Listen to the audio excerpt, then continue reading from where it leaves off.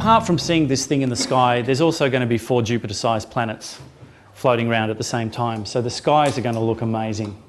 There's also going to be communication between the brown dwarf and our sun. By communication, I mean exchange of plasma. So they're going to be these massive coronal injections that are going to be happening. So the sky is going to look incredible. It's going to be pretty dangerous. There is a possibility that one of the other planets around Nibiru could collide with one of the other planets in our solar system or with the sun. I'm being told those things won't happen this time, but the sky is going to look amazing. Really, this is such an exciting time to be here. And I know it seems bizarre, but you'll work through, and Crystal will take you through this process of working through the initial shock to get you into your higher self, to understand why you're here and to see the exciting aspects to all of this. So in the second half, I'm going to talk a little bit about the who and the why stuff, and then Crystal will also do some why stuff as well. The key to the who stuff goes back 4 billion years, because there's a race of reptilians called the Drakos, and they feel that they own this universe because they've been around here for so long. And they in fact owned this solar system for a long period of time. Hence why we had a period where the dinosaurs were the major species on the planet. Now the thing about the Drakos is they operate from the lower realms of the 4th dimension. Okay? The lower realms of the 4th dimension down into the 3rd dimension. And they've been travelling around conquering everybody because they believe they have a right to. They don't have emotions. Some of you might have heard that there is a good reptilian race, and that there's the bad reptilians and there's the good reptilians. It's not true. The reptilians have an agenda, they have no emotions, and they will do whatever they need to do to achieve that result. So if they're being nice to you, which is what some people believe the reptilians are, they're not. They're just doing what they need to get their agenda. Now the reason why the reptilians are the key in all of this is because they want to conquer the whole universe. Not just the 3rd dimensional realm, which is ruled by fear, which is the mirror. So they use fear to control everything from the 4th dimensional realm. Now what you can do at the 4th dimension is you have the ability to shapeshift. So you can project onto 3rd dimensional forms. So you can control, because their agenda is to get up into the higher realms. They want to get up into the 5th dimension and the 6th dimension and 7th dimension to conquer it. But they can't, because they're rooted in fear. So what they decided to do was to get hold of some humanoid mammalian DNA and create hybrids, and to use like a Trojan horse to get into the 5th dimension. So through hybrid forms, they could get up into the 5th dimension to conquer it. So what they did on this planet, they started creating a whole lot of experiments 100 million years ago with their own DNA, trying to find a form that could get up in here, but they couldn't. There was also a big galactic war going on at the time, and 65 million years ago, the planet got hit by an asteroid, bang. And a truce was called between a galactic federation, and probably some of you have heard of it in some other form, of 5th dimensional up beings who live in a state of love. And they take various forms of that. So they declared that this planet Earth would be a hospital where beings from all over the galaxy could come here to work through their shit, where they could incarnate into forms to work out their karma, because they believe in it. And the Drakos said, we don't have a problem with that at all, so long as we can help. So we just need some access to some DNA to create some vehicles that these beings can incarnate into. So 20 million years ago, they got to a point and I'm jumping a little bit because they created all the shrews and all the things first, but 20 million years ago, they created the Old World monkeys. And the Old World monkeys had between 20 and 80 chromosome pairs. Now the Dracos, they live in excess of 100 million of our years. And that may seem extraordinary, but imagine I'm a butterfly and I live for a day. And I look at you and I go, are you telling me you live 365,000 of my lifetime? No, that's not possible. So to a butterfly, the concept of us living for 80, 90 years is ridiculous. Well, imagine we're the butterfly to the Dracos. They live over 500 million years. So a couple of million years for them to do an experiment is nothing. Okay? So having created the Old World monkeys, they went, okay, let's work out which one's best out of that. And 12 million years ago, they created gorillas, chimpanzees, orangutans, and the gibbons. Now, the gorillas, chimpanzees, and orangutans had 48 chromosome pairs, I think, and the gibbons had 44.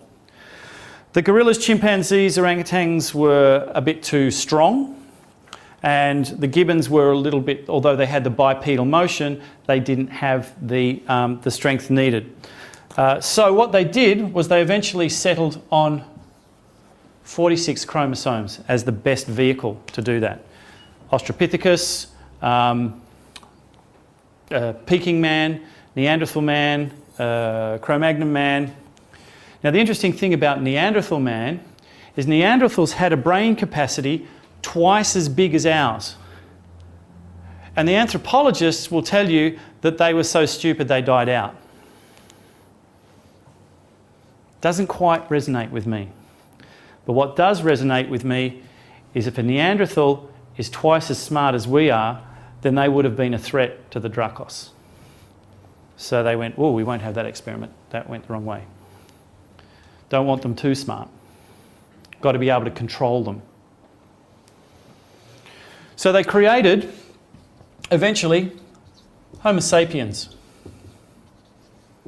Not just one, but they created 9 prototypes, and they were all females. XX chromosome. Why would you create all females? Because if you're going to breed, you need females, not males. And in actual fact, you can breed parthenogenically. Now, parthenogenesis is where a female can impregnate herself. And there are numerous species on the planet that practice parthenogenesis, including mammals. And there was a Korean scientist who actually achieved this with human embryos back in 2004. Okay, so you can have parthenogenic stuff going on. And in fact, the female chromosome, just to put us men in our place, and this is very relevant to what I talked about before about the women knowing the toning, knowing the codes in DNA. A Y chromosome is actually a piece removed. Males are incomplete, deliberately incomplete. Okay, that's a little bit of a side there. So they created 9 prototypes. One with black skin, one with white skin, one with yellow skin, one with red skin, one with blue skin, one with green skin, one with brown skin, and I can't remember the others. And they put them in various places to see which one would develop and be the best vehicle. Then around about 450,000 years ago, there was a race on one of the planets around the brown dwarf. Now, the term Nibiru is often used for that. Now, Nibiru can refer to the planet from which these beings come from, or it can refer to the actual brown dwarf itself, or it can refer to that whole little mini system. They're all sort of interchangeable.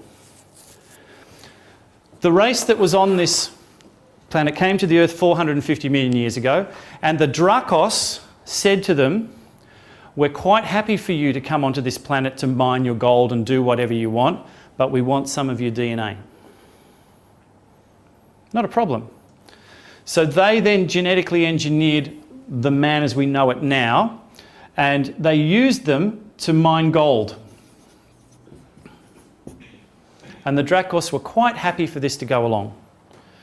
Because what happens is, within your DNA, you have segments that are reptilian. In fact, your brain at the top of your stem, the first part of it is reptilian. And then the other bits are tacked on. There's a midbrain, and then it divides into two separate brains. The left hemisphere and right hemisphere are separate brains. They work totally independently, and then they work through the causal callosum, I can't remember the exact name of it, which is the part that joins it together. So we are a genetic experiment. And the reason we're a genetic experiment is so that the Dracos can get into the fifth dimension. So they control everything. So let's have a look at, and they're still on the planet. They control many of the lower levels of the underground DUMBs, the deep underground military bases in the US. They control absolutely everything, and they control the Illuminati. They do everything through ritual. Everything is through ritual. So anything that you do, which is ritualistic, is tapping into your reptilian DNA. It's controlling you. You're not controlling it. How many people are aware of Kundalini Yoga or practice Kundalini Yoga? Okay? It's reptilian. The symbology is all reptilian. Because you are continually trying to raise your energy up through your spine. If Kundalini Yoga worked, you would do it once and you would attain that level and stay there, and you would have no need to do it again. But what happens? You get pulled back down again. It's like you've got a piece of elastic here, you stretch it up and it gets pulled back down again. Stretch it up because it's reptilian. The whole energy is based in fear. And if you practice Kundalini Yoga, try this the next time. Project yourself to your highest state to begin with and reach down and pull up. Suddenly you will have no need to do Kundalini Yoga again because you will already be in that heightened state of awareness. We have a tendency to overcomplicate absolutely everything. Source says there's nothing complicated in the universe. Everything is absolutely simple. But there are levels of complexity. But everything is simple. We are the only creature in the universe that complicates everything. The only creature that does it. So the Dracos have this agenda where they want to get into the fifth dimension, and they're using us as a vehicle to do it. So whenever your energy is locked into any sort of fear, you're operating at third dimensional level, and they can manipulate you and control you. They'll control you through money, because you'll have a fear of not having any, or not having as much as the person next door, or not having a house. And so the minute you're tapped into any sort of material possession, you are addicted to money, which is what they created. And their prime vehicle through which they create and control everything is the Illuminati. I can't even spell it. They control everything through the Illuminati because the people who the Illuminati fall into one of two categories. They are either full-blood reptilians shape-shifted into human form, or they are hybrid reptilians with their agendas. What's the difference in their agenda? Is there a difference in their agenda? Their agenda is quite simple. They want to conquer the fifth dimension. So why does it matter whether they're hybrid or... No, this is how they control. This is how they control the sheeple through the Illuminati, and they will either be fully reptilian appearing as human because they can shapeshift, or they will be in a hybridized human form. Total reptilian. Yes. And the Queen. Queen's a total reptilian. Hillary Clinton's a total reptilian. Yep. They are in every major government position in the world, Every president of the United States going back to Washington has been Illuminati.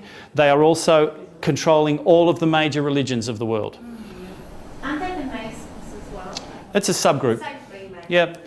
You've got the Rosicrucians, you've got the Masons, any sort of formal organisation that has rules of control is Illuminati control.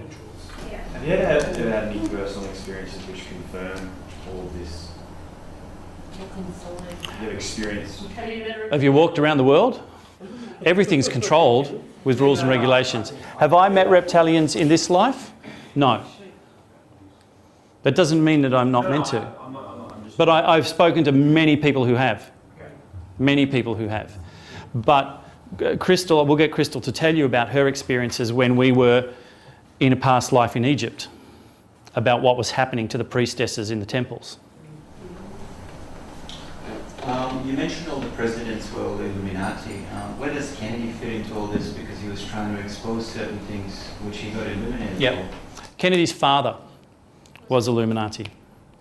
Total Illuminati. And because of the bloodline, they come through. So he wanted his son to be the president. But it wasn't Jack who was supposed to be the president, it was the older brother who died in the war. So he pushed Jack through, and Robert. But see, both of those saw through the illusion, because there are other aspects, and we'll get into that now. The human form, the human body. Okay, we've got the reptilians in human forms over here. Then we've got what I call Gaia homegrowns. And then over here you've got your star-seeded. And many of you will fall into this category here. The Gaia homegrown consciousness in human bodies is consciousness that has come through Gaia. It's gone through being mineral, it's gone then up through being plant consciousness, it's then gone up through animals and insect, it's gone through the whole hierarchy, which the Buddhists talk about, to get into human body consciousness. And they are homegrown, and most of these people are pretty simple, basic sort of people. We probably all know people who we go, yeah, they don't have a lot of spirituality about them. Okay? That's a really important thing to say, because the star-seeded people are the ones who were invited to this planet to come as healers. So they put their hand up and they said, yes, I'm going to come and I'm going to heal. They came from the Pleiades or Sirius or whatever they bring with them. Now, when you come here, you will partner up with someone from here, because there's no point with you partnering another Pleiadian. Waste of time. So you will connect with people to try to... Now though, that's actually, that was the case, but now, over the last sort of 10 years, that's actually shifted. So a lot of staff... Because of what's going to happen. Actually, yeah, exactly. Yes, they're regrouping because they know it's time to leave. Yeah. They've done their work. Definitely. Okay. You will find someone who needs to learn about unconditional love and do everything to try to get it to them, and they just won't get it.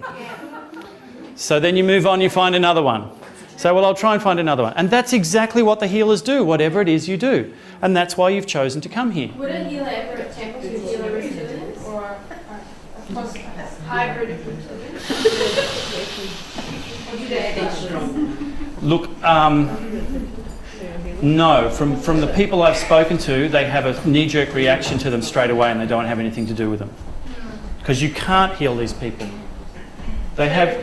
cold-blooded. They're cold-blooded. Like a reptile. Yeah, you're not going to be able to heal them, so therefore you suddenly go, no, I'm not going to go there. So you just stay away from them. So no, I don't know of any star-seeded people who've tried to heal reptilians.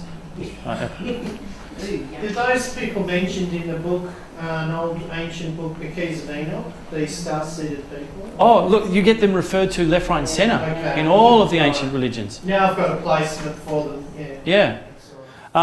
But they're not necessarily the Anunnaki.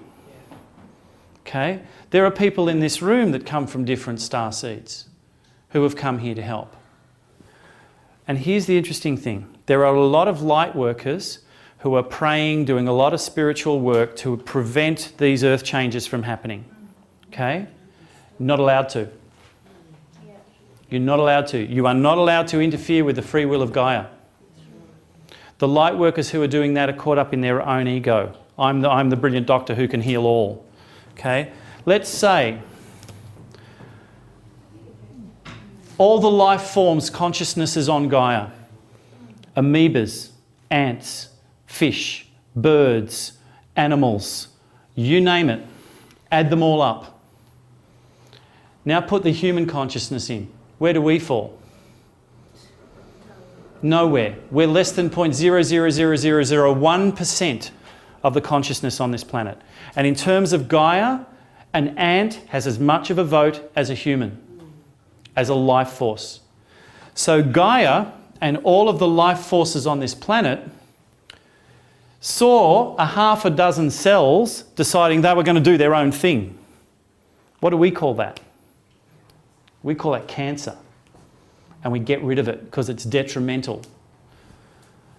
Gaia has an agreement with the sun and this solar system to have a cycle of cleansing that comes through every period, and a culling of this 100% of human consciousness. And I'm not talking about the Starseeder, because a lot of these people say it's going to be a smooth transition and you're just going to be able to ascend. Of course it is for them, because they can just shift back into their star consciousness whenever they want. Not a problem. So they'll do it. But they're trying to tell these people that they can do it too, and that the events aren't going to happen. So they're all praying against the free will of Gaia. Not allowed to happen. Not allowed to happen. But here's the interesting thing. A small percentage of the human consciousness have been able to deactivate the reptilian DNA that's in them, which keeps them locked in fear, and step up to create something quite extraordinary. And the Galactic Federation, fifth dimensional beings, etc., think that's extraordinary. And so they are coming here en masse to support and witness it, the transition. But for this transition to happen, there has to be a majority rule. Well, if this is 100,000 people, and that's me being generous, against 6 million, and you need 51% to get a democratic vote, how are you going to get that? Sorry? Clean it up. Clean it up. By wiping out this and just helping these ones get across the line. That's what Gaia's going to do. Those who are ready, those who are open, and that's the role of the light workers, is to help these people become aware, not to help these people. Is to help these people come aware so that they can make the transition. And then there's going to be a roundtable discussion in the Galactic Federation as to whether the human consciousness is allowed to do that. And we're being told that they'll be put into a quarantine for a period of time to see how they go, because they're not all convinced. Not 100% convinced. So the key here is this Dracos stuff, because within your DNA there are segments that are reptilian. And while they are activated, the reptilians can control you. Have any of you heard of the Montauk experiments that were going on in the US? They were manipulating people using frequencies. Mind games. You know the guy that just blew all these people away in... Harp's a different thing. The guy who blew all the people away he was a Freemason, and he'd been in the States. And so he was one of these people that's been subjected to this. And they use these people to propagate fear. They said Martin Bryant was one. Martin Bryant was another one. Yeah. If you look into his history, he actually wasn't the one who did that, by the way. There was someone else who did that. What about the He was a WikiLeaks scapegoat. guy? Yeah. What's his name? The WikiLeaks guy. Julian Assange. Julius Assange, look, he's a whistleblower. He's a whistleblower. He's another person who wants the truth out there. Okay? So the key here is, where do we fit in? Okay, we know who's behind this all. The Dracos through the Illuminati and their building of underground bunkers and manipulating everything. They're the ones who are trying to control us all like puppets. But there are aspects of us that come from the higher fifth dimensional realm. And the higher fifth dimensional realm are quite happy for this to happen, because they understand it's just a play. It's just, you need to have fear at the third dimension. They totally understand it. So they're not stopping it from happening because they understand about free will. Where do we fit in?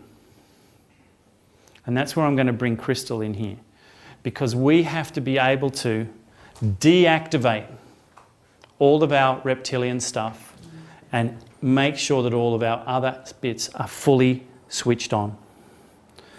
So that's who behind it, the why we've given to you.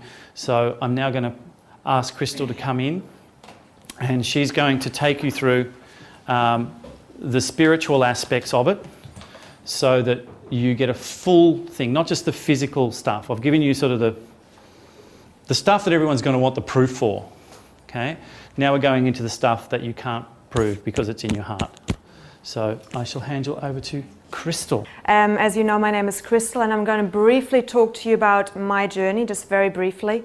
Very much like Alex, my journey began as well as a child wide open. I had a very strong connection to the Diva Kingdom. The gnomes that are called cuckoos, they were looking after me, and my parents could go anywhere. I said, oh, the cuckoos will look after me, I'm fine. So a strong connection to the elves as well, and just that whole nature kingdom. And then I shut it down. For whatever reason, conditioning, even though my parents were quite open, I shut it down.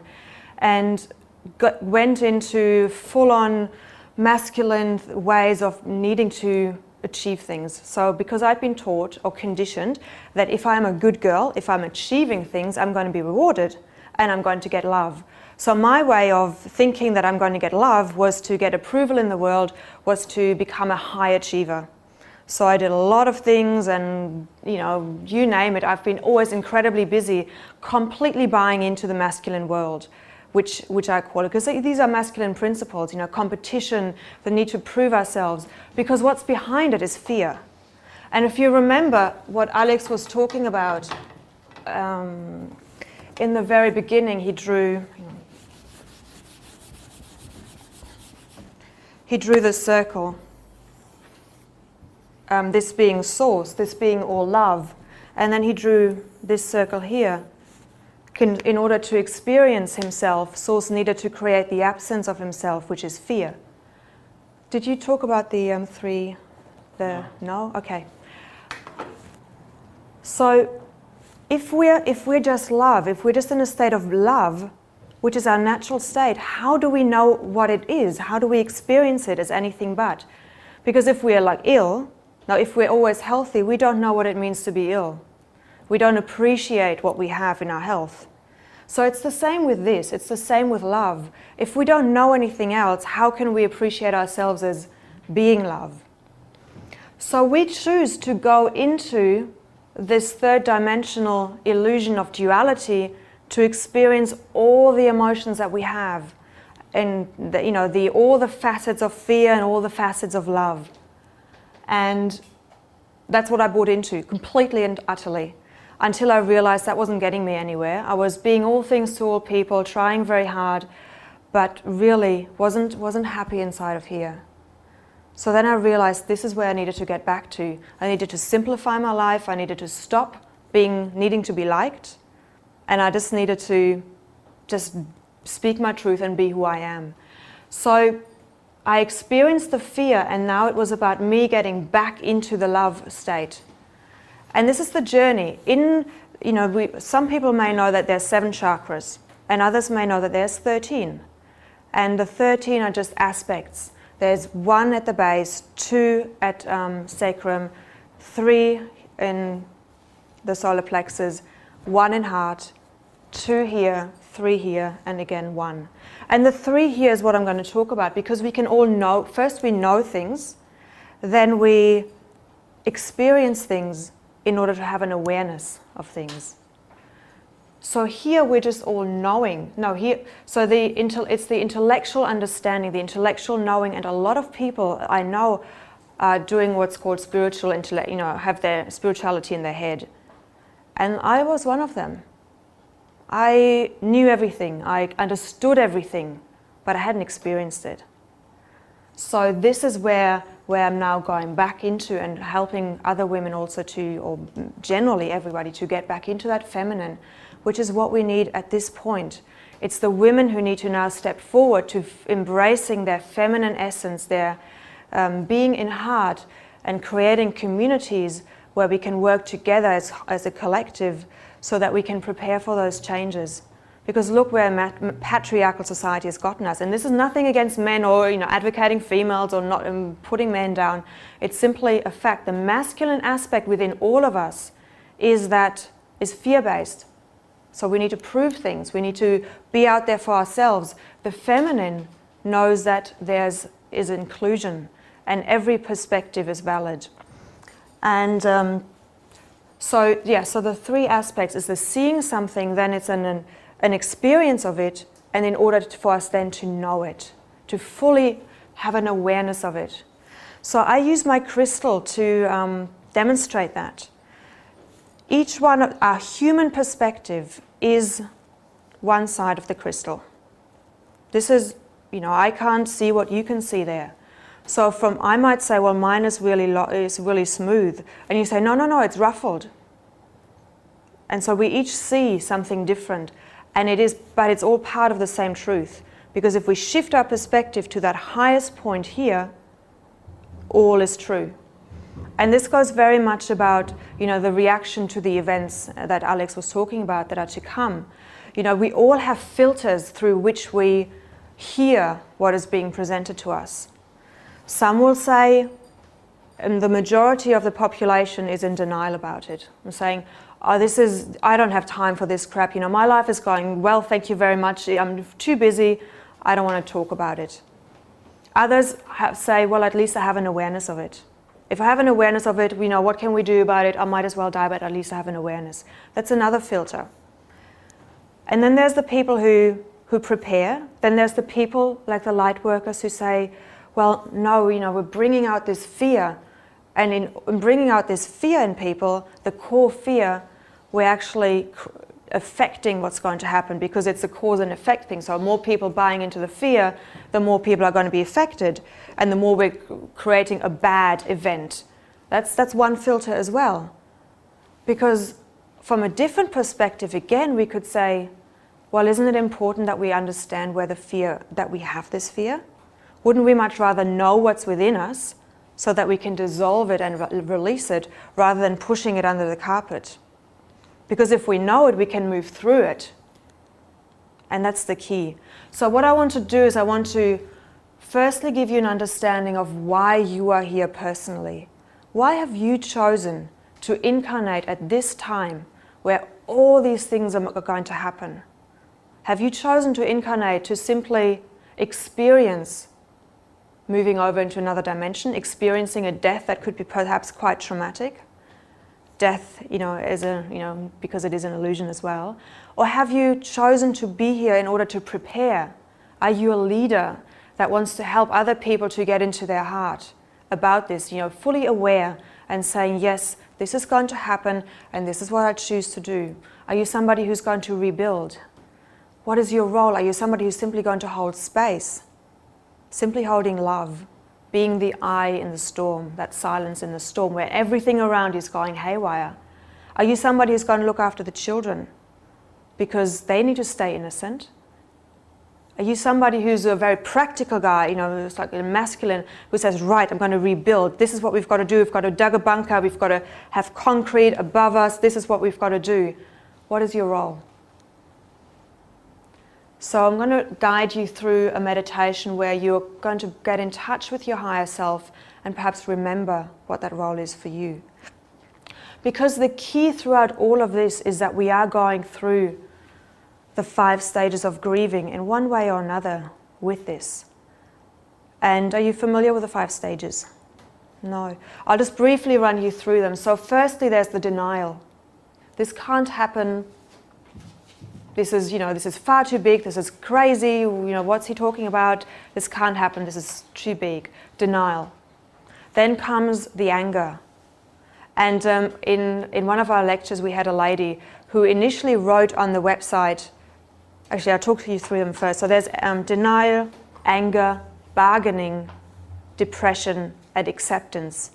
And in one of our lectures, somebody said, you've forgotten a stage. There are 6 stages. There's the excitement afterwards. Once we've accepted it, it's the excitement. Because if we have chosen to incarnate at this time, we must be pretty advanced scriptwriters because we want to have drama in our lives. And I don't know if Alex spoke to you about the scriptwriter idea of that before we incarnate, we decide what we want to experience in our lives. So we write that script and we find the actors up here that can help us fulfill that script. And then we incarnate and we play it out. We become the actor. And most people forget that in becoming the actor, we forget that we were the scriptwriter as well. Because we're getting too attached to just one side, we forget everything else. We forget that perspective. So it's about remembering at this time the perspective of the higher self. What is your purpose and what have you chosen to create in this life? What have you chosen to experience? So, for example, if you've chosen to experience love, you would need to create the absence of love.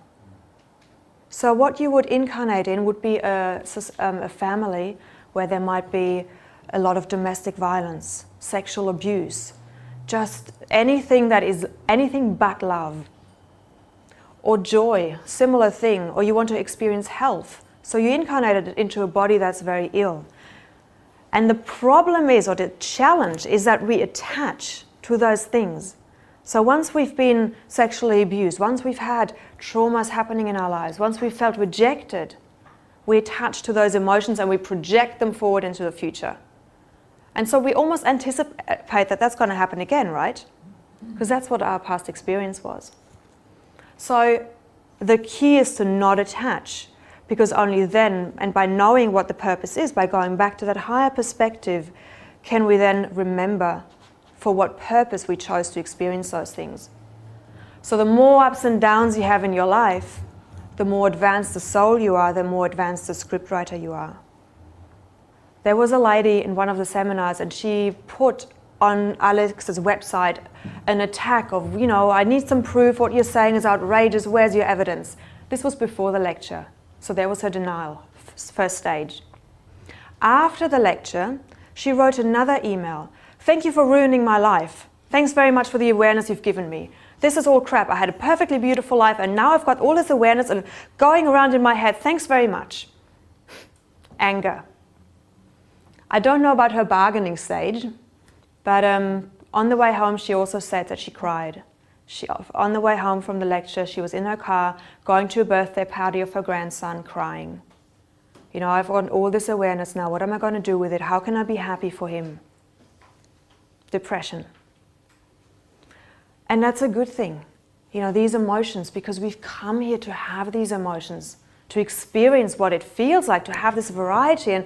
And other beings from other dimensions, they look at us and thinking, wow, there's such richness. And look what we've created with it. Music, dramas, films, incredibly beautiful things, all because of these ups and downs of emotions. So they're not to be ignored. And all of you are going to be at one stage or another with these emotions in those 5 stages. And my aim is to give you an understanding of an experience of going back up here, going to that 5th stage, give you an experience right now of what that feels like, so that in the couple of days to come, you will be able to remember that. And still accept those fears, because I liken it to a water balloon. If you have a water balloon, you're in the pool and you don't want anybody to see that you've got this balloon, you try and push it down under the surface, it takes a lot of energy because it kind of comes up somewhere else again, doesn't it? And you try and push it down again, it comes up somewhere else, and you're spending all this energy suppressing these emotions that you don't have any time and energy to plan. So accept these emotions, celebrate them, live them, honor them, and move through them. Don't attach to them. Does that make sense? And that's really key. And I know it's easier said than done, but if you can remember that, that would be fantastic. My dad passed away 2 years ago, and that was in Germany, so I didn't fly to the funeral. A couple of weeks later, I went into the cinema, and there was a film playing about a Japanese ceremony of cremation and how the rituals that they do. I felt I was at my dad's funeral. I was crying, but I was at a date at the same time. So this was a bit weird. I was grieving for my father's passing over, and I was having this date. And I noticed myself needing and wanting to have a shoulder to cry on and lean on. But that wasn't our agreement. We were there to have fun. So realizing that my inner child needed something and she needed to be assured and she needed love, I took myself off, excused myself, took myself to the toilet, allowed myself to cry for 5 minutes, just let it all out, and then I talked to my inner child. And I told her that she was still loved. I told her everything that you would tell a little child that was crying when she's upset about something. And I put my hands on my heart and I felt her and I kind of held her like this. And then I cleaned up my face and went down again and we had a great night. So I honored my emotions. I expressed them, I let them go, and I carried on what I needed to do. So if you can remember that story when you're getting into one of those phases, maybe that might be able to help you to honor it and move through it very quickly. So let's go into why you are here. So what I'd like you to do is just put down all your pens and papers.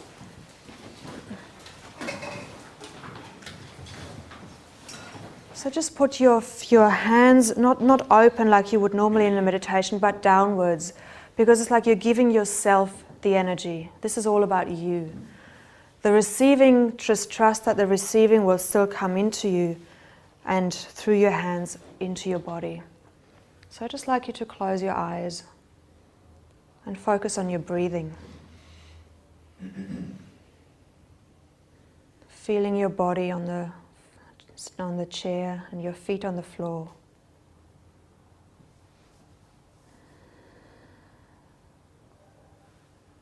And just deepening and lengthening your breath.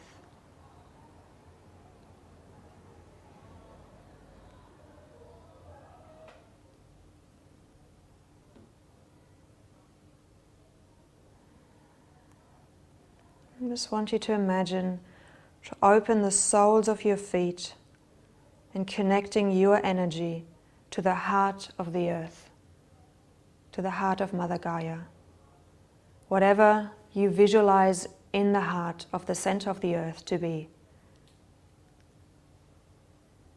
It could be a flower, it could be a crystal, it could be a heart, whatever it is for you. And there is no right or wrong. So whatever you get throughout this meditation, throughout this visualization, is perfectly right for you. And if you don't get anything, just pretend, just make it up. So feeling the connection to the earth, feeling her energy merging with yours, bringing it into your body and through your body up, through the crown of your head, to the cosmic mother, to all that is, to source, your higher self, God consciousness.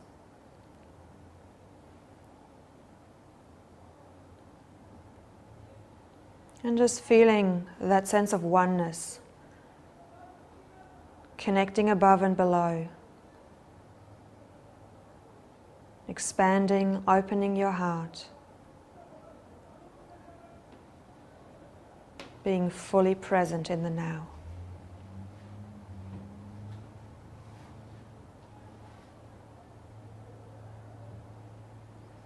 Now I want you to visualize being in a beautiful natural setting, your favorite place in nature. This could be at the beach, in a beautiful meadow, or in the forest. And just notice in the distance a figure appearing, a being. And this being has an incredibly powerful energy.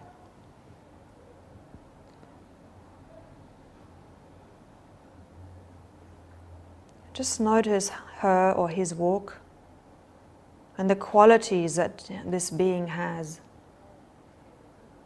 Incredible sense of love, personal power, wisdom, grace, whatever else there is for you.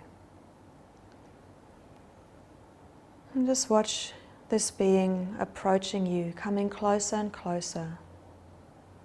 And just see her or him with your heart, not just with your eyes.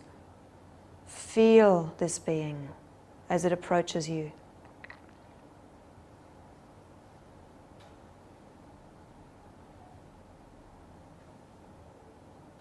And now you're standing eye to eye, looking into his or her eyes, right into the soul.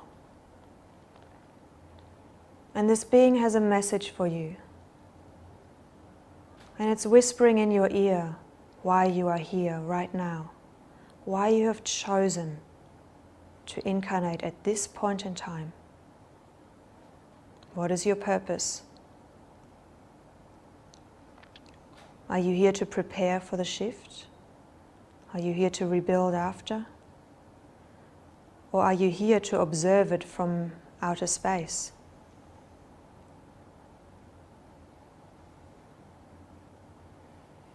And what specifically is your role if you are here to rebuild or to prepare? What have you come here for?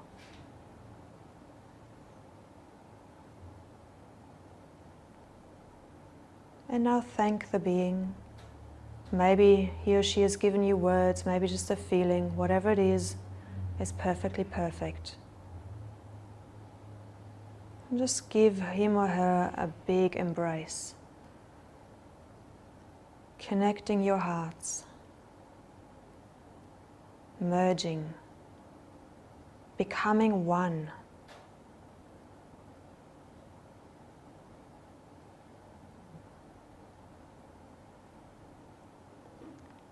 Feeling the feelings, feeling the beingness of this being. Seeing the world through his or her eyes. Experiencing that strength and power, that stillness, that courage, that love,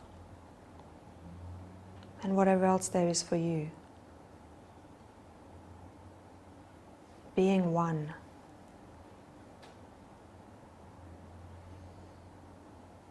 And notice how good that feels. And now visualize that there is a cockpit, like of an airplane. You're going to walk in, it's your personal plane, and you're the pilot. And there's lots of switches and flickers and lots of wires going off everywhere. Some are big, some are small, some are colorful, some are grey or brown or dark black. Just have a good look around there. This is your DNA. It's the control room of your DNA. And your DNA, of course, being the blueprint of who you are.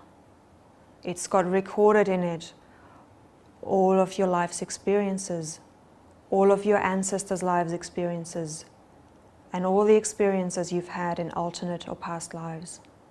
It's all there, right in front of you. So have a good look around. And I would like you to see all the switches that have reptilian DNA in it activated, all those wires, and have a look at what they look like. Maybe they're scaly, maybe they're green, maybe they're brown. Are they really thick? How many are there? Are they really alive? Are they pumping juice through them? What's happening with them? What do they look like? I'd like you to take a good note of them, and if it feels right for you, deactivate them by flicking the switch from on to off. And notice what's happening. Maybe they're shriveling. Maybe they're shrinking, reducing in size or color. What's happening to them? And again, if you can't see anything, just make it up, just pretend. And if you like, just follow them all the way through your body, and you might just rip the whole thing out, and you might also like to roll them up like a film roll and put them into your reference library. Or you might just let them go back to where they came from. Whatever feels right for you.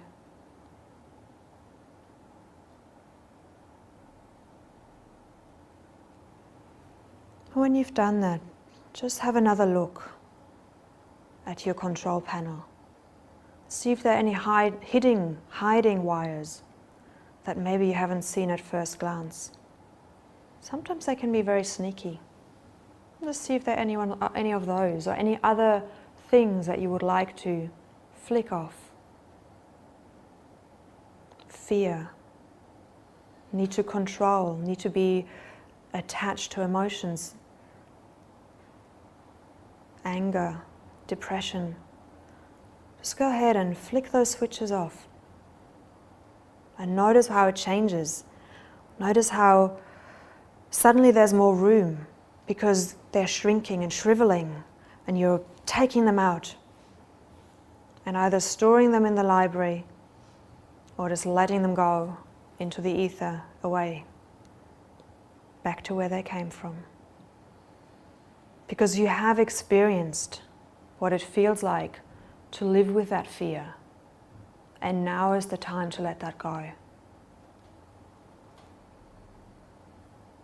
Because you know it, you've experienced it. So there's no need to attach. So if there are any switches that have attachment, any attachment switches, just go ahead and flick them off as well.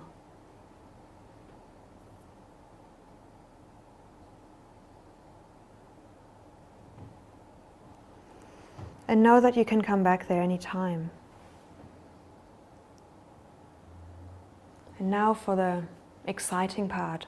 What I'd like you to do is look at all the switches and all those patterns and panels that have love, strength, courage, abundance, awareness written on them. What do they look like? Are they on full? Are they on half? Are they off? And just go ahead and just turn them on full and see what happens. Notice new juice, new energy moving through them.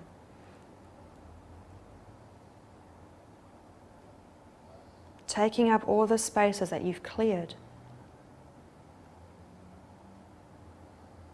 And follow them through your body.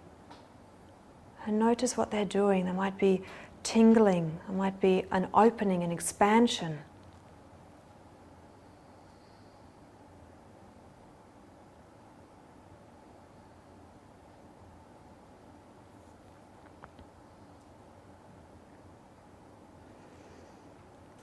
And when you've done that, just become aware again of who you are in all of you, who, not just in your human self, but in this beautiful state, being merged with all of who you are, being merged with your higher self. Just again feeling, being that being.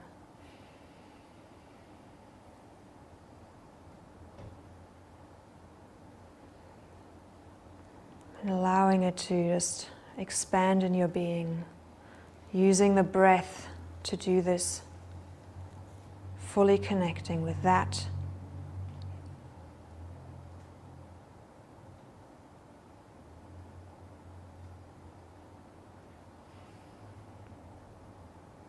And come back to the natural setting that you're in, your beautiful space in nature. Feeling the shifts in your body, or noticing what's different, what's the same.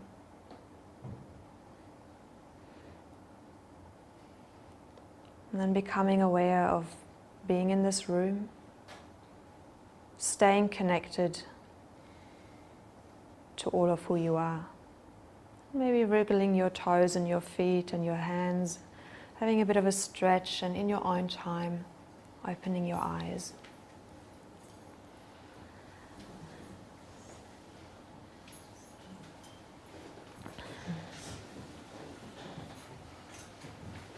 And just trust that whatever you needed to get, you got. Even if you couldn't follow the whole thing.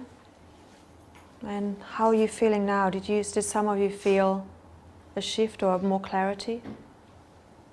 A lot lighter. Yes. Because we have a choice. If we go to that higher perspective, this is who we are. We are that lightness. So whenever we get bogged down with these emotions, we can just doing that. And you don't have to take half an hour to do it. You can sometimes just maybe even just touch your heart, remember that vision, and that lightness will come back. So this is one of the preparations of how you can prepare for the changes on an emotional level, because knowing that emotionally it can be a roller coaster, so it's about acknowledging that and shifting back to the spiritual perspective of things that can help you to maintain your calm and go about things the way you want to. And maybe even that childlike innocence, that childlike excitement, because children don't have any good or bad. They don't know what's right or wrong. They're just exploring the world and they're getting surprised at being told off. So just tapping back into that inner child as we're preparing for these changes would be a really, really helpful thing. So that's the spiritual and emotional preparation. Mental preparation, simply visualize exactly how you choose to respond to those events when they happen. Imagine what you'll do when the ground is shaking. Imagine what you'll do and how you'll respond when people are suddenly coming to you because they heard you talk about it, asking for help. Visualizing yourself being the eye of the storm, that calm center. And running this through your mind over and over, because in doing so, what you're doing, you're creating new neural pathways. Scientifically, it's proven that if we are in an alpha state and we visualize things, we can change our neural pathways into something as if we've already experienced it. And wouldn't that be a great thing if you react to these events as if you've done it 1,000,000 times over already? I used to prepare for public speaking like this. I used to visualize exactly how I wanted to feel. And when things went wrong, I would still be calm. So it really does work. And there's an experiment by a football team as well. I don't know if you're familiar with that. They've divided the team. One half was going to play on the field and the other half was playing in their mind, training the same amount of hours. And guess which team would win when they came back after a week? Yeah, the visualization ones. Do you know why? Because they prepared what they wanted. Yeah, exactly. They had no evidence of failure. They never got it wrong in their mind. They always got it right. So their neural pathways were very strongly geared towards getting it right. So it's incredibly powerful. So if you choose to do that, I invite you to maybe 5 times a day, practicing, visualizing exactly how you choose to be. And there's another thing, and Source always says there's no good in meditating for an hour a day. It's the moment by moment that we really want to experience. So he says 5 times for 5 minutes. So if you can, go into your heart 5 times for 5 minutes a day. Simply connecting to all of who you are. Feeling that lightness, feeling that love in your heart. Remembering that this is who you are love. So experiencing that for 5 minutes, 5 times a day would be an incredibly powerful thing to do. Again, because there's very small, there's only a couple of hours between those 5 minutes, 5 times a day, in which you will remember and you will strengthen that way of being if you're not already doing that. And with that, I'd like to invite Alex back to talk a little bit about the physical preparations. And just be very consciously aware that as you're hearing how to prepare, that you stay in the space that you're in right now. It's a great exercise to keep that lightness up. So with that, I'll hand over again. If any of you are like me, I tried meditation once, couldn't do it. There was so much going on in my mind, and I tried many, many times to get it happening, and it just wouldn't work. And I had this voice saying to me, that's not the way, it's not the way, it's not the way. And eventually when Source started to connect to me, he explained to me why. He said, people are meditating to try and clear their thoughts. He said, but every thought comes from source.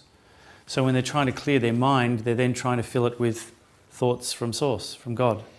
So they're sort of defeating the purpose. And he said the purpose is to be out in the middle of everything and be calm. Not to go off and be calm and be away from everything and then to come back into the world and go, oh my God, I can't deal with it, I need to go and meditate. So the thing is, no, you need to be in that state and you need to be in the middle of the hurricane all the time. And I think Osho talks about it a lot. For those of you familiar with Osho, is that every moment is a meditation. And that idea about, if you have trouble meditating or connecting, just go into your mind and visualise what you want. It's like, what do I want for Christmas? Yeah, visualise it. Because your thoughts are powerful because they're totally reflecting the whole creation of the universe. It's all thought. Everything is thought. It's a good, useful exercise. It will work. It's like a tennis player. If you're pretty crap at tennis and a coach shows you how to hit the ball properly, you need to practice. You need to go out and you need to practice and practice and practice. And that little 5 minutes a day thing, everyone can do that. In terms of what we need to do physically, obviously there's going to be big changes and we do need to do a lot of planning and preparation. Basically, you need to find somewhere out of the sun that's going to have a certain amount of thickness of preparation. There's a great book here, Planet X Forecast, the 2012 Survival Guide. I think I've put it on the sheets of paper. There's a lot of information in there about what to do.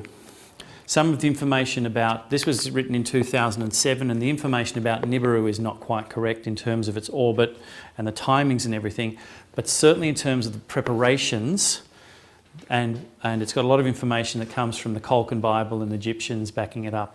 So I don't go into a lot of the information because what I do is I say, okay, I'm going to point you in that direction. If you want to do the research for yourself, here are some places to go to get you started. It's about getting the picture to you. I don't have time. If I covered all of this, it would be a 12-hour lecture. We don't have the time to do that. It's to give you the nuts and bolts. So that's a good one to get into. If you want to know more about the Dracos and the agendas and everything, David Icke's book, The Biggest Secret, is probably the best book out there about exposing them. When was that one written? David's, it's about 10 years old, I think. Can I just say that David Icke's actually coming out as well. He's on in Melbourne in October the 8th. Shit, I'll pay for those tickets.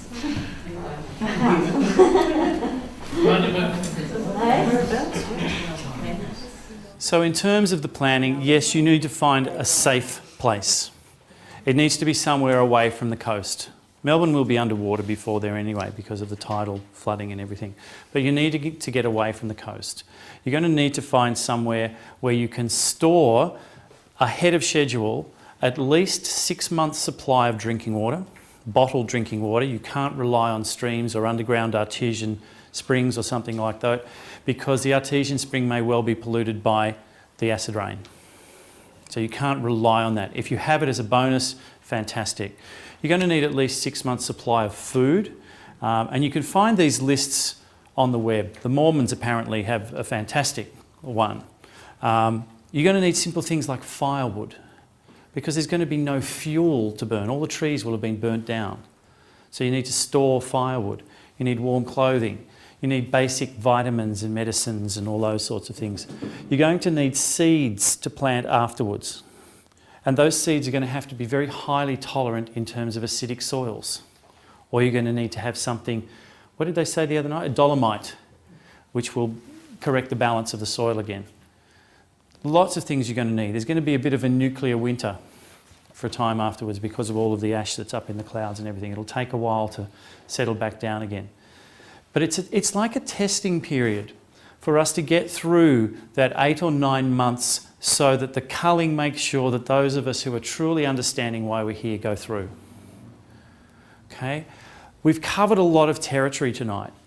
The preparation that you have to do more than anything else is in your heart. And as we say to you, don't believe a word we tell you. But if it resonates with you, enough for you to start doing your own confirmation. And you're going to find a lot of people out there who have different opinions. There are going to be a lot of people who go, oh, I don't believe all that crap. Crystal's brother's a perfect example. And he quotes in every time we send him information, he will send us somebody who totally denies it all. No factual evidence to support it, just somebody who denies it. That's his proof of denial that this guy says it's not true. Okay, and there's a lot of that up. You have to interpret the data through your own filter, through your own heart, what resonates with you. And the best way to do that is get into your highest aspect of perspective. Do not attach to fear-based things. Find your own truth in this. Okay? I want to make sure that when we finish here, we are at the highest perceptive state that we can be at for ourselves. And each of you will fluctuate backwards and forwards. Expect to be tested over the next week or two. If you've had a reaction, how many people when they heard some of this stuff at some point tonight went, oh shit, fear? How many people were or still are in the denial stage, I don't believe any of it? Great, fantastic. How many people have already started bargaining, thinking, well, I could do this, or, why couldn't I do that, or they're starting to play this against that? Maybe? Yeah? How many people have got to the depression stage? Oh, shit. Yeah, that's a good one to get to. It's like, oh, shit. Oh, my God, oh, my God, oh, my God, oh, my God. Because the next stage is to say, well, okay, what if it is true? What if I just accept it? What if I just go, okay, how many people have insurance on their house? Why? The bank demands it. They don't give me credit. Yeah, because they're tying you into their system. They're tying into their fear-based system. But most people think, oh, I better get it in case the house burns down. But if we gave them advance warning that their house was going to go down, going to be burnt down, they'd go, oh, great, I'll move all my stuff out beforehand. They start planning. So the secret is, okay, if it's going to happen, what would I do? Where would I go? Would I have a plan of action? Because you are being gifted information that 99.999999% of the world's population won't get in time. You're being gifted time to plan. Some of you won't act. Some of you will wait until you get confirmation. Well, I'm going to wait. I'm going to wait and see what happens. Oh yeah, well there was an earthquake. Yeah, well there was an earthquake, but it's not exactly where he said it was going to be. And that there was flooding in that city, but it wasn't as bad as he said it was going to be. So I'm going to wait a little bit longer. It's the person who sits on the train track and everyone says, "Get off! There's a train coming." I can't see it. Where? Well, you're not looking in the right direction. Well, I'll just stay here. But can't you hear it coming? Oh, but that could be on another track. It's like deflect, deflect, deflect, deflect, deflect. Most people are going to be hit and it's too late to do anything. When's that day? There's several. I can't tell you exact date, but I can tell you that when the financial collapse happens, all hell break loose because money will cease to exist. So the anarchy, right? Total anarchy. You will not be able to access your bank account because the bank will have disappeared. Super goes. All your superannuation goes. So You'll not be able to get get money cash out of the bank. Basically. Look, I can't tell you what to do, but if I was in your position, cash will be useful for a certain period of time. Okay? But what will happen is when the financial crisis happens, those people who do not have cash will go, oh shit, because you won't be able to go to the bank to take it out. And you won't be able to make transactions because your bank has gone into receivership and doesn't exist. So the only people... Yes. If I was in your position, I would be taking as many loans from as many banks as I could because they're all owned by the Illuminati anyway. Yeah, I know that. Get big credit cards. You know what should happen? The water should go over there. The water should go over there with all the governments. Well, look, things are going to happen to them. It's too many people worry about what's going to happen to the Illuminati, and building their bankers and doing all of that. I'm not concerned about them. What's going to happen to them is going to happen to them. What I'm concerned about is what's going to happen to me. I know what's going to happen to me. And my next step is that you know where you're going to be. People have asked me, so where am I going to be? So it doesn't matter where I'm going to be, it's where you're going to be that matters. And if you really want to know, we'll tell you later about what's going to happen. What happened in Japan and New Zealand, especially Japan, I saw on TV where all the water was coming. There would have been people living in the houses and Oh, they would. and they would have no warning. Oh yeah, there's footage of them So- running, trying to get Yeah. away from it. No warning. It's said the And that, government So doesn't that's want you to what's- know, They because don't want you otherwise to they know. have to insure them and pay for them. yeah. Do So you they'd know? rather those people be dead, so they have to pay for them. Do you know when that first hit? Did you all see the footage of the nuclear reactors exploding? Okay. Straight away, they went into meltdown. All 6 of them went into meltdown straight away. And what did they tell you? No, it's everything's fine. It's going to do this. And then 2 days later, well, there's been a slight leak, and then bit by bit, they tell you. But they've all gone. They're a mess. It's a total mess. There was a lecture on YouTube, I think you can find it. There's a doctor, she's Australian, I believe, who sort of went out and explained basically what's happened ever since that meltdown. Yes. How Yeah. Yep. we're pretty much already being affected by Oh yeah. everything. Oh, yeah, totally. The soil. The Gulf leak that happened in the Gulf of Mexico. You know how they say that it's all field. There wasn't one pipe that went. They'd fractured the whole floor. There were up to 20 fractures in the seafloor there. And you know how they're saying that there's no oil leaking? Do you know why there's no oil leaking at the surface? Because they have put a chemical through the whole water that causes the oil to seep to the bottom of the floor. It's killed the whole Gulf of Mexico. It's still leaking. But all the oil that's coming up, this chemical is causing it to fall to the floor. So they're lying. That's okay. I'm more concerned for you guys that you have the information. Okay, it's all about truth. We all have a right to the truth, and the governments are not telling us.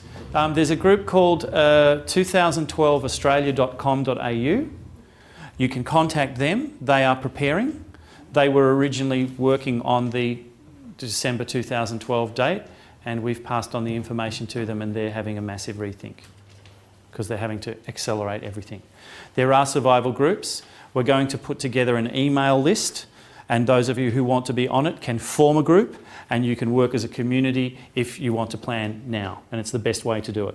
We also have groups in Koroit and groups in Albury, so you can communicate with them, and there's no reason why the people here couldn't say, well, Albury's going to be fairly safe up there, where are you guys going? You don't want to be in a major city. You want to be as far from a major city as possible. Country. And Albury is a major city. So you don't want to be in Albury, but they're planning to go elsewhere. Strategically, where would be one of the best places in Australia to go? I can draw you a map. What about Europe? A lot of Europe will be underwater because a lot of it's low-lying. Including Greece? Yeah. Well, all the volcanoes are going to go. Realistically, unless somebody's already built a shelter somewhere. Look, there is time. There are people who are digging holes, and they're getting containers, and they're putting containers in there, covering the containers in soil and decking them out. And there's time to do that, and it's not an expensive proposition. I wanted to say one thing to interrupt that. People who can't afford containers, I've worked out a way to build a cheap one that's recycling car tyres and building a dig hole. Build and just dig a big hole and use car tyres as your walls. Wow. So that's the way That's the sort of information that when you get together as a group that you can email backwards and forwards. I would suggest if those of you who feel that you want to take some sort of action would perhaps want to meet once a week and form like a committee of management. It's the best way to get things happening. Just let me show you quickly how much of Australia will be left. There's Tasmania. A small part of Tasmania in the northwest part will be left, and this part here of Australia. The rest will be underwater. What's that? Where's that? Can you show the centre? From the top of the Great Dividing Range down through up through the northern part of Victoria, New South Wales, all the coastal areas here will all be gone. They'll all be underwater. And it's very hard to be exact because when all of these changes happen, some parts of the earth will lift and others will fall. So if I say to you, well, look, that part by the current map is 1,500 metres high, so that'll be safe, it could go down. It's a volcanic room. But it's like a permanent updates, isn't it? That's the map.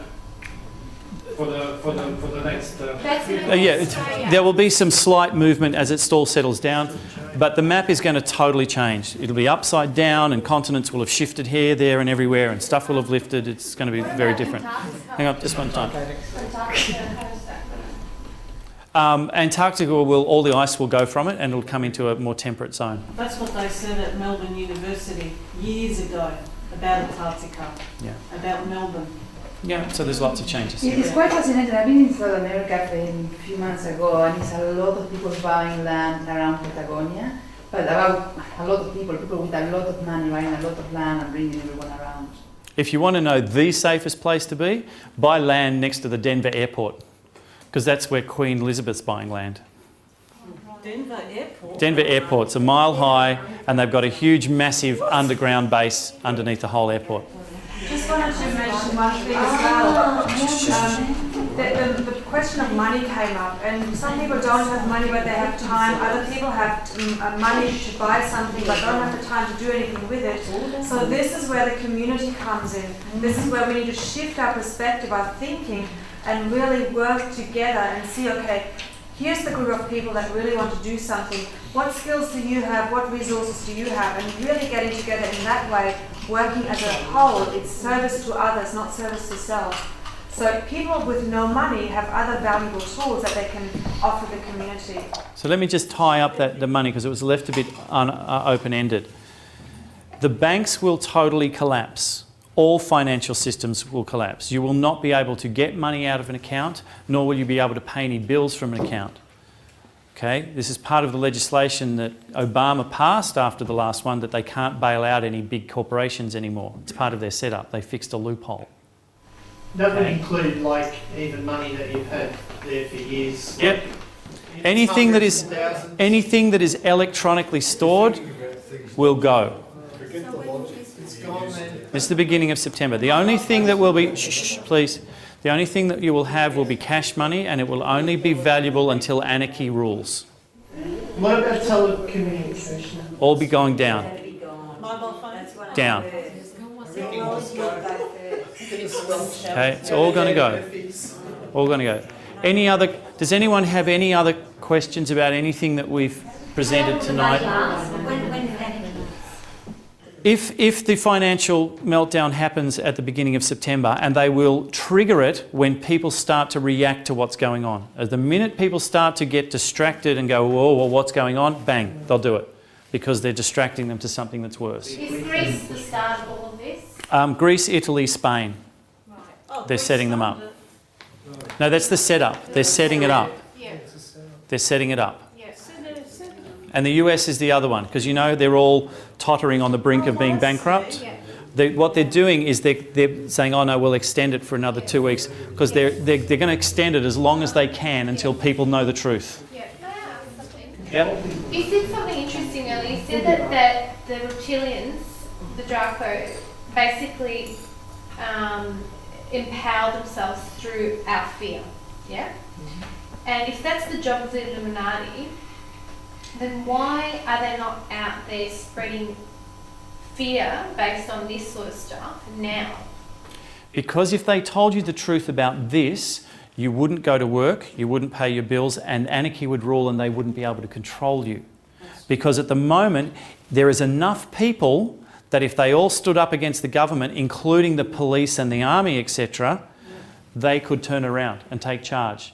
So they don't want anarchy yet, but they want to keep you in fear. So they keep you in fear with putting media reports out about how there was a rape in your street and then there was a shooting here, and all the news is all bad news to tell you how bad the world is, to keep you in fear. But they don't want you to know the truth, because if you knew the truth, you would then go for them. They don't want you going for them. They want to keep you in the dark. So by going for them, you mean raising your awareness to combat that fear? Well, physically, physically. If enough people on the planet realised that the Rockefellers and the presidents and all this, we would suddenly go en masse and we would throw out the governments, we would seize all the bases and we would do all of that, and their plans would be screwed. So the best way that they do that is keep you in the dark. But Greece has tried to do that. The people of Greece have tried to do that, and they keep them suppressed by throwing money at them, That's saying right. it's all okay. That's right. That's how they do it. Yeah. They did it in Saudi Arabia. They all rebelled, and then the prince or the king went, I'll give you all 15% pay rise. And they went, oh, okay. See, they're all locked into. Here's the key thing. I'll just get to you in a moment. If you have any sort of attachment or addiction, you will not be able to make the transition. That includes physical addictions too. Sugar, caffeine, nicotine, any forms of drugs. Any sort of physical substance that you put into your body which is addictive, you won't be able to make it.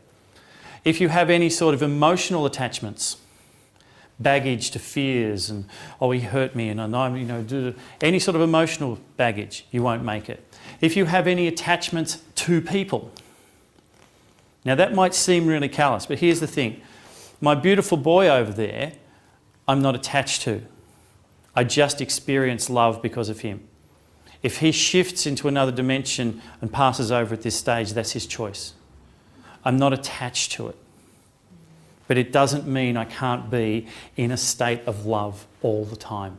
And that's the key. Because that's what I was going to say. With all this, that is my fear. I've got 2 little boys. And with all that going on, I look at them and think, oh my God, what have I brought you into? No. They chose. They chose to come here. And they will have more awareness than you will at the moment. You mentioned that death is also just a transition, or it's an illusion. It's just an illusion, just the same as life is an illusion. So if we're in the right state, we can just deal with it. You'll enjoy it. It's like a roller coaster ride. You can sit there and be scared shitless, or you can go, wow! And if you watch roller coasters, who are the people who are scared on roller coasters? The old people. Because the younger ones are just going, this is fun, this is great. Because they haven't learned to be fearful.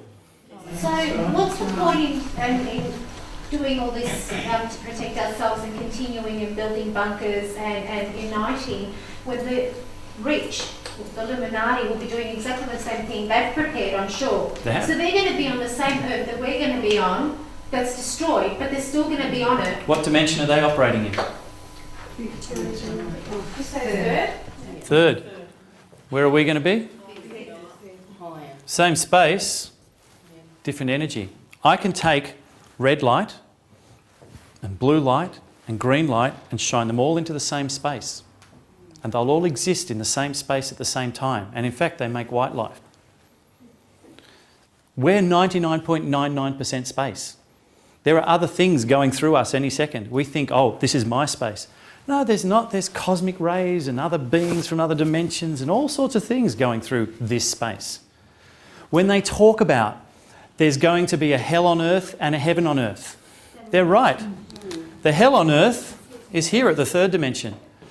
The heaven on earth is the 5th dimension. But you can't get there if you're attached by any fears to the 3rd dimension.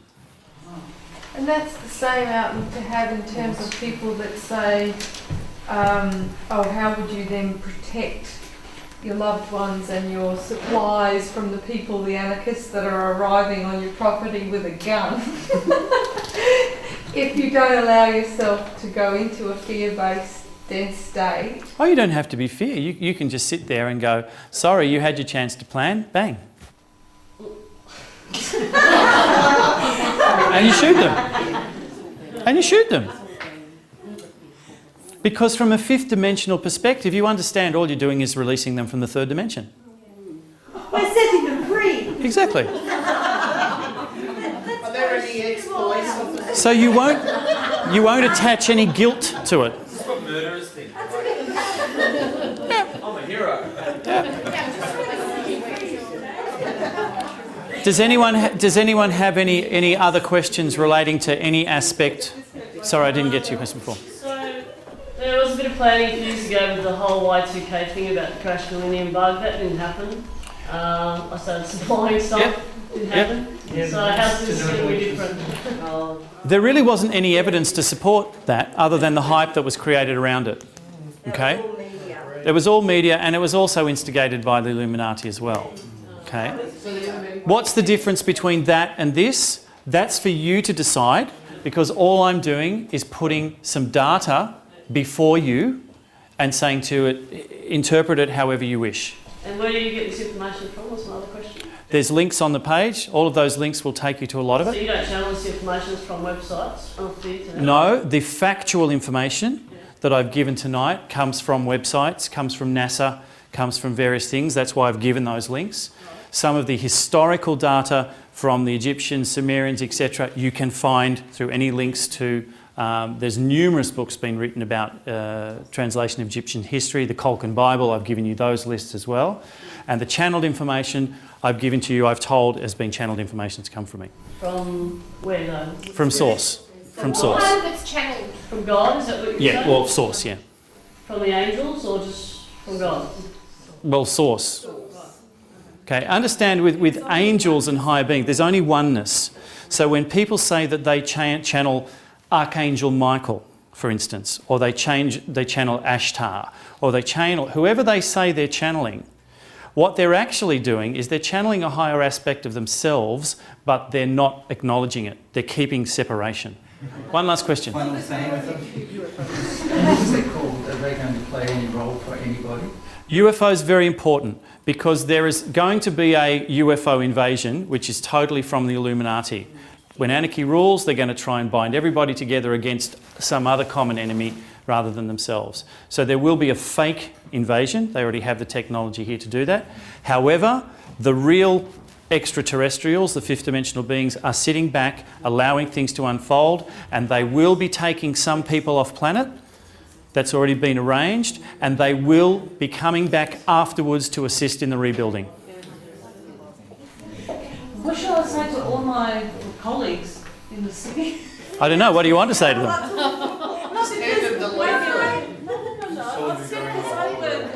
Hang on. Shh.